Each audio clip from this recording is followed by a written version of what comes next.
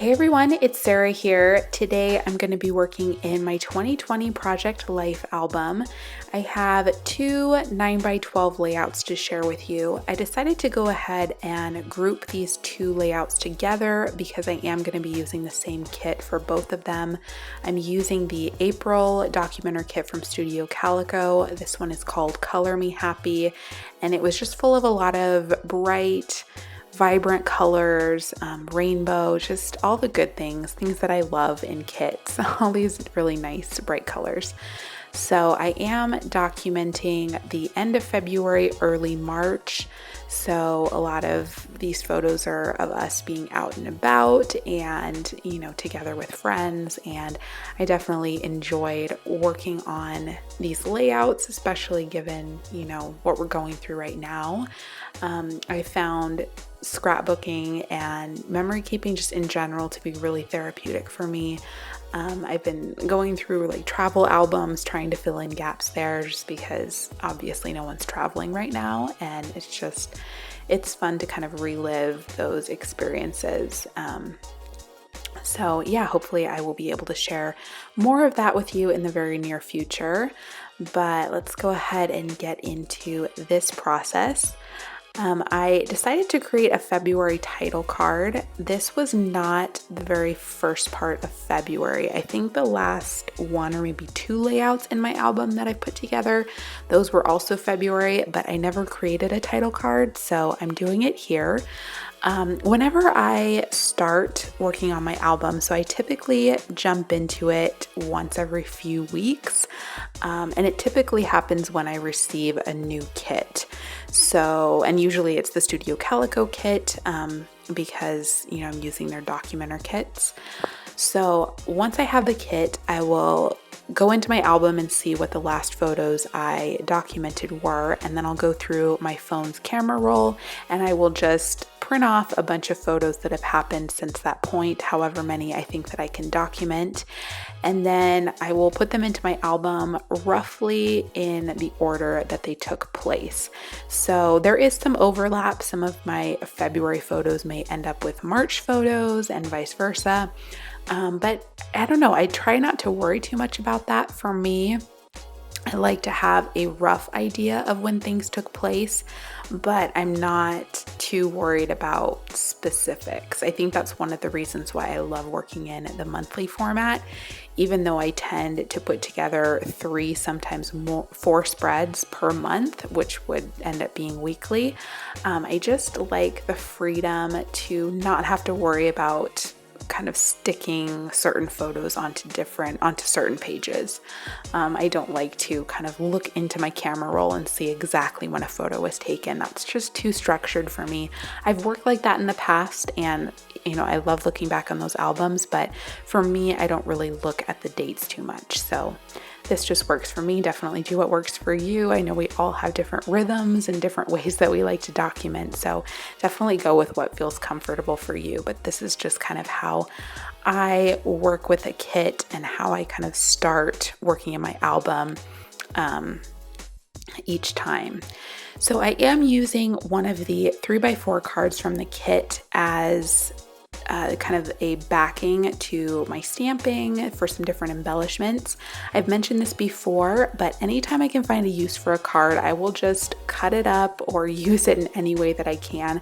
I feel like I have so many journaling cards and filler cards, and so anytime I can just grab one and use it in any way, I will go ahead and do that.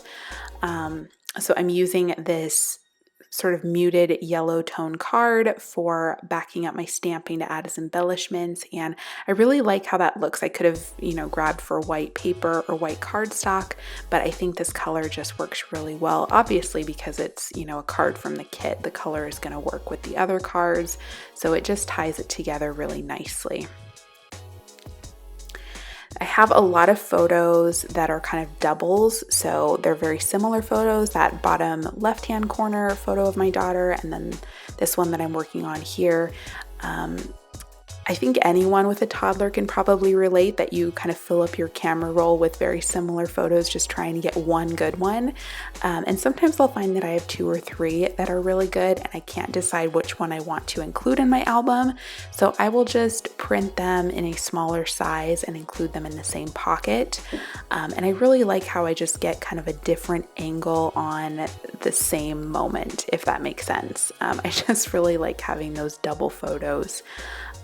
And I'll get, an interesting look from my daughter, or just capture the moment in a different way. And it's just kind of fun to look back on. So I have quite a few of those for these 2 layouts. So this layout and the one that I'm going to be working on next.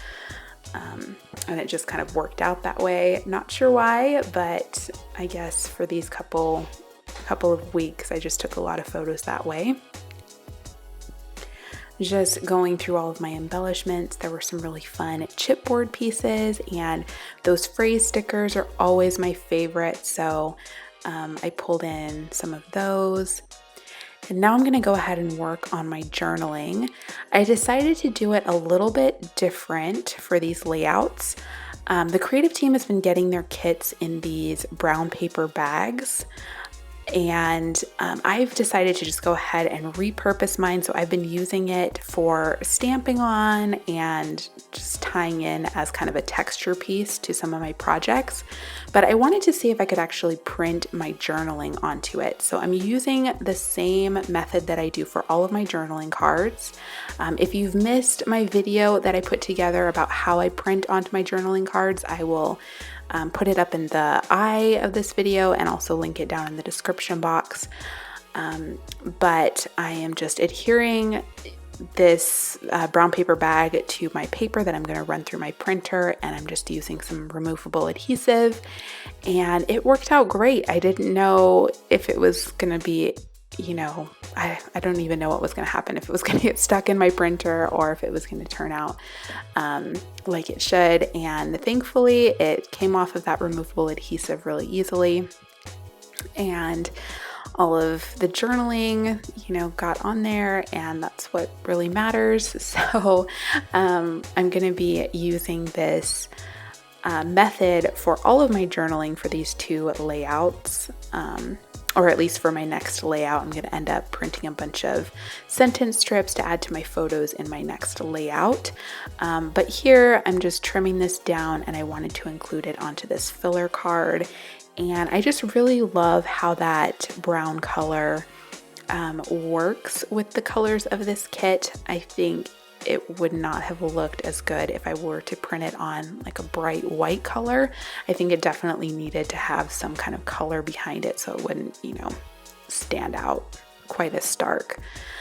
So that is my first layout. I'm going to go ahead and work on my second one, which came together much quicker. Again, I have a couple of those double photos, this one of my husband and daughter, and then the one in the bottom right hand corner of my daughter playing with her plastic animals, her little animal figurines. I found myself trying to look for more interesting angles when I'm taking photos at home, which especially now that we are stuck at home all the time, I'm trying to look for all of the interesting angles that I can take these similar photos in. And I found that some of my favorite photos are just the really the close-up ones where I can kind of get down to my daughter's level to see what she's working on, which, by the way, is just really fun in general when you are with a toddler, to just really get down with them and, play at their level and see what they're doing, what their little hands are into. And so that's what I like to take photos of. I like to get down there and just see the expression on her face and just try to capture that moment as closely as I can. Those are always my favorite photos to look back on, so I want to try to get more of those into my album. And so I've already printed out all of my journaling onto that brown paper bag, and I'm just cutting it up and adding sentences to my photos directly. This is a nice alternative. Typically, I do print my journaling onto my cards, but I didn't really have a lot of journaling. I just wanted to kind of mention a couple things in each photo. So instead of printing on the cards, I just went ahead and added these directly to my photos. And I like how that looks. I think that it blended into the colors of the photos a little bit better because it's not on that white background. So if I were to add in the white, printer paper, it would really stand out from the photo, but this just kind of blends in. And I might have to use this again. I might have to save all of my brown paper bags to use them for journaling and stamping because this was really fun. I love how that looks. So I'm going to stamp onto this filler card, and I had a couple of variations here. I was going to stamp out "Oh Happy Day," and then I realized I already had a filler card that had that sentiment.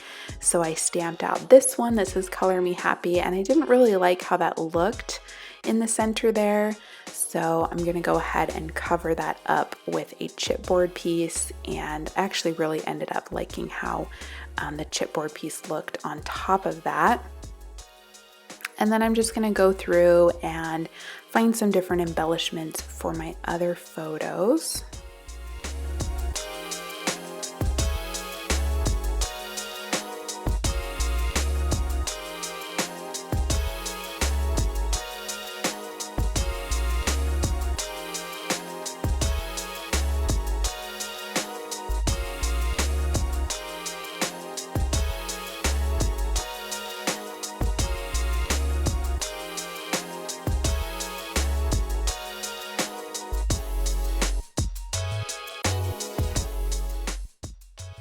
And that is going to wrap up this layout. I really hope that you enjoyed seeing how this came together.